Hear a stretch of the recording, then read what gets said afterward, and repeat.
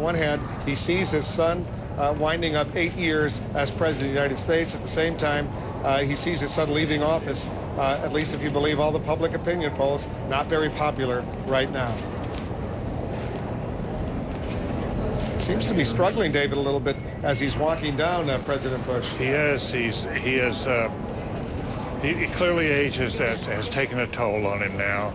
But I must say, this is a man who is, they may be bittersweet, but he's also profoundly grateful. And there's Jimmy Carter, Rosalind Carter, the former president, former first lady.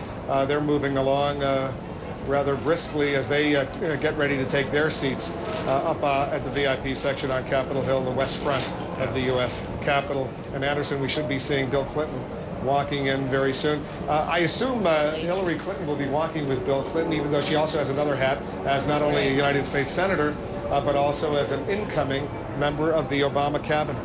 That is what we have been told to expect. And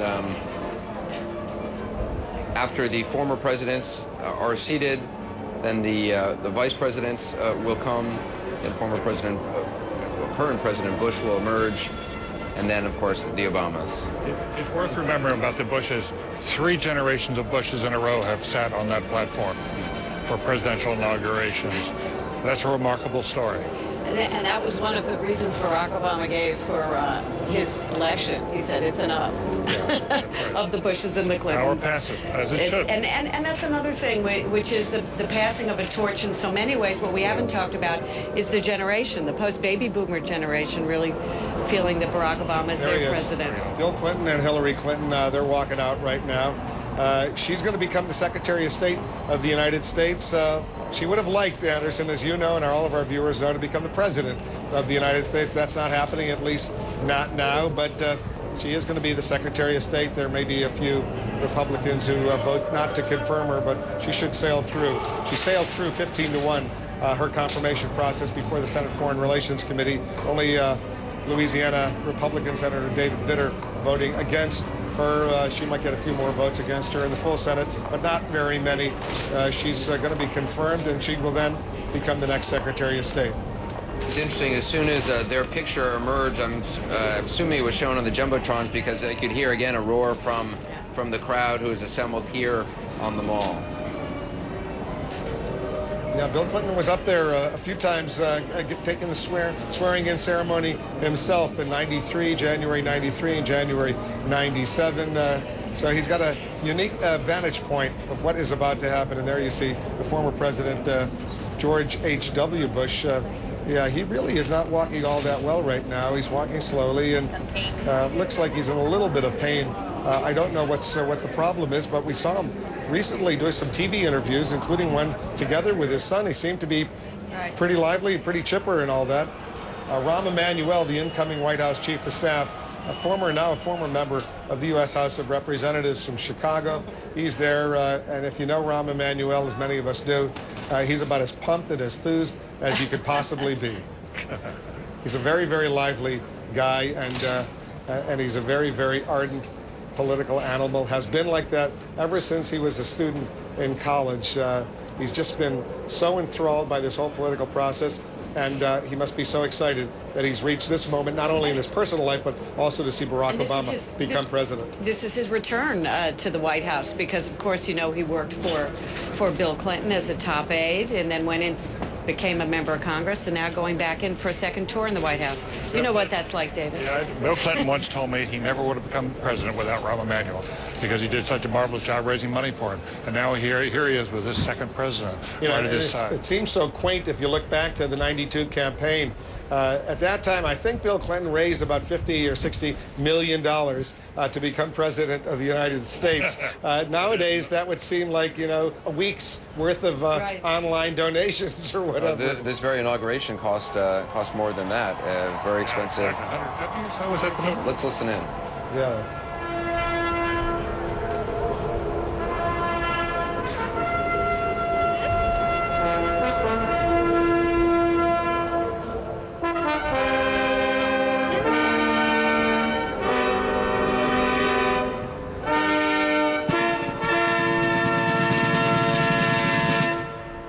Ladies Ladies and gentlemen, the 39th President of the United States, Jimmy Carter and Mrs. Rosalind Carter.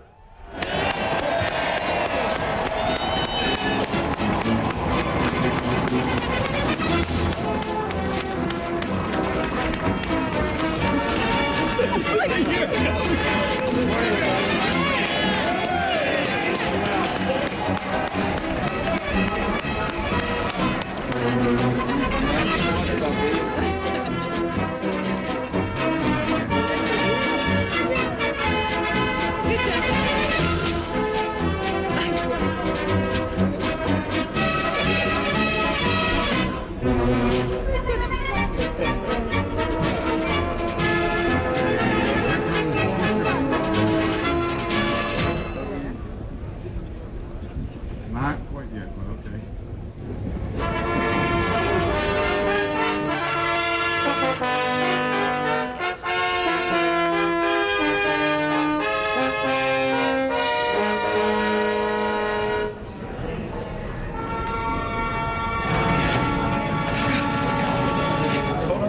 Ladies and gentlemen, the 41st President of the United States, George H.W. Bush and Mrs. Barbara Bush. Thanks so much. Thank you.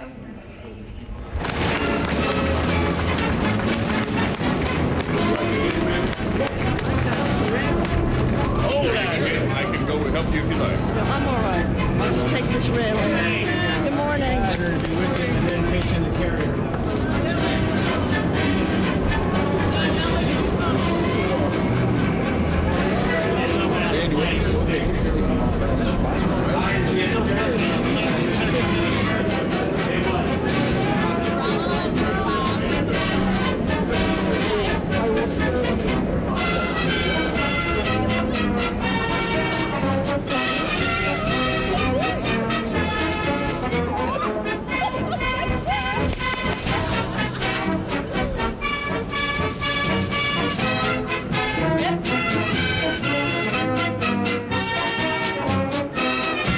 A moving van over at the south lawn of the White House. Boxes coming in, boxes going out. Anderson, even as this amazing, awesome swearing-in ceremony is taking place on the other side of Capitol Hill, look what's happening over at the White House. Let's listen into the introduction of the next former president.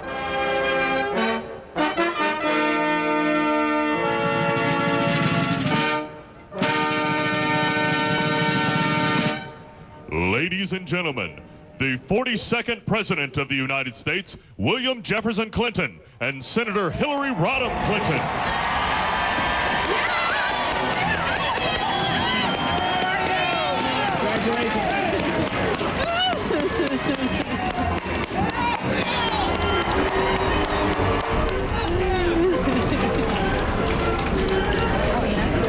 There he is, Bill Clinton and Hillary Clinton, and we were pointing out that Hillary Clinton, she will be the next Secretary of State, even though she won't be the Secretary of State on this day when the Senate later will convene and will approve, confirm some other cabinet nominees, but not Hillary Clinton. Senator John Cornyn, as we pointed out, of Texas, saying that he's going to put a hold, at least for one day, on this confirmation because of questions he still has, presumably a few other Republican members, involving Bill Clinton's foundation and charitable gifts to that foundation. He looks pretty good, I must say, Bill Clinton. He's had his ailments over the years, as we know, but I think David Gergen, you used to work for him. I think he looks pretty good. They're the Bush daughters. Very strong. He's clearly enjoying himself up there. Jimmy Carter also looked. Jimmy Carter looked great, He yeah. looked healthy, very healthy. See members of the Bush family arriving, getting their seats. Former President Bush, Laura Bush will be the next to be seated. After the Obamas have arrived and have been seated, the first event is there'll be a call to order and some welcoming remarks by Senator Dianne Feinstein, and then the invocation by Rick Warren, and then Aretha Franklin singing "My Country 'Tis of Thee."